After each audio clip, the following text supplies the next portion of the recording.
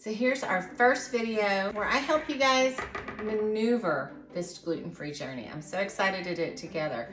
So I was thinking, I had so many suggestions about what to do. I'm gonna keep this short, I'm gonna keep it sweet. Everything you do as far as baking starts in your oven. Just your oven, right?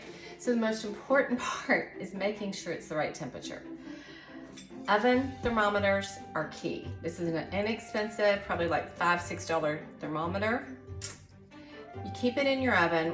When you get it to the temperature it's supposed to be, you wanna check it, okay? Because almost all ovens vary anywhere from 5 to 15 degrees. I've seen even greater drastic, like 50 degrees off. You're just like, what? So you want to make sure, if you don't want your food to be burnt, if you don't want it to be raw, whatever that looks like, you definitely want a thermometer. It's just the way it goes. When I moved into the house, the old oven I had did not work. I baked a cake. It was way before, I mean, it was like 20 years ago. I baked a cake. One side of the cake was completely raw. The other side of the cake was completely burnt. My husband goes, well, is it the temperature? I said, no, it's the oven. In that case, I needed a new stove and oven. So there you go. Unfortunately, that was like 3 ago. It's crazy how long they last, right?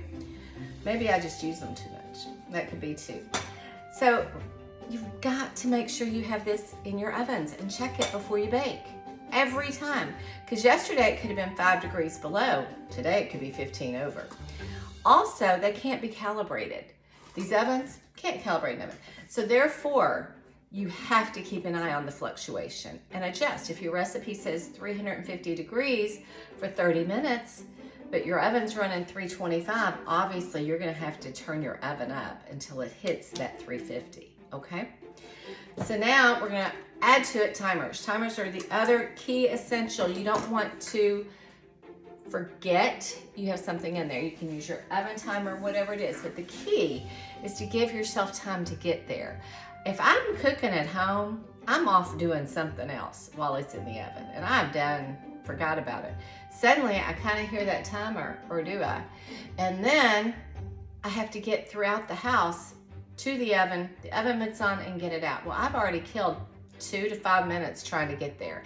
So if my temperature is 350, if I'm supposed to bake it for 30 minutes, then I want to set my timer for less.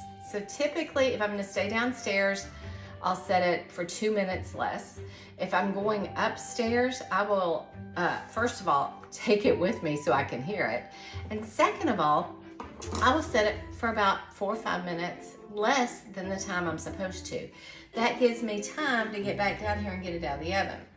That way, I don't overcook something. And let me tell you what, some things you can overcook. Bread, it would take a few minutes to overcook that, but cookies, brownies, things like that, 5 minutes will definitely overcook it, and you'll have a dry, crumbly item. So I hope this helped you. I'm looking forward to more talks.